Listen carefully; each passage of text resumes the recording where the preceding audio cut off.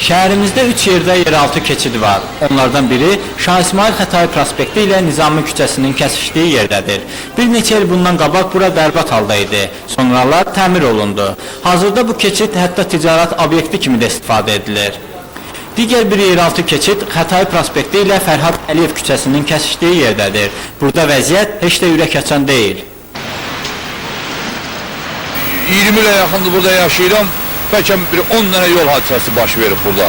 Ölüm hadisələri, gözümlə görmüşəm, nə qədər hadisələr baş verib.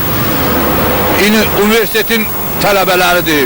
Burada çox qarışıqlıqdır, çox, nətər deyim, insan zamanın çox gediş-gəliş yerləri çoxdur bura.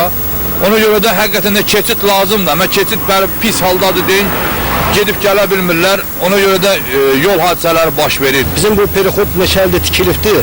Mənim 45 yaşım var, belə bu zibil mən görməmişəm. Axırıncı bu 10 ildə, elə əlinə keçən gəlir, hamısını zibili bura toluyur.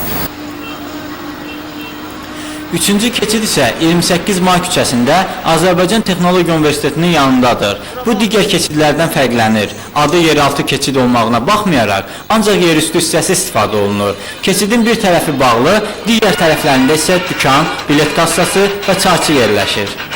Keçid işləmir, çoxdan işləmir. Biz həmişə gələndə burada yol keçid gəlir. Elə vaxt olur ki, keçid işləmədiyi vaxtda maşın vurmaq da olur. Təkcə biz deyilik, birinci, ikinci sinifdə oxuyan uşaqlar da var. Onların valideynləri işləyir, heç onlar elə olur ki, uşaqlarınca gələ bilmirlər. Yəni bu keçidin burada işləməməsi çox zərərlidir. Şəhərin digər yerlərində aparılan abadlıq işlərində keçidlərin təmiri nəzərdə tutulubmu sualı ilə Gəncə şəhər icra hakimiyyətinin başçısının şəhər təsərrüfatı üzrə müavini Şahmalı Cavadova müraciət etdik. O şifahi olaraq bildirdi ki, nədənsə sakinlərimiz keçidlərdən istifadə etməyi sevmirlər. Lakin buna baxmayaraq biz keçidlərin təmirini nəzərdə tutmuşuq. Sitatın sonu.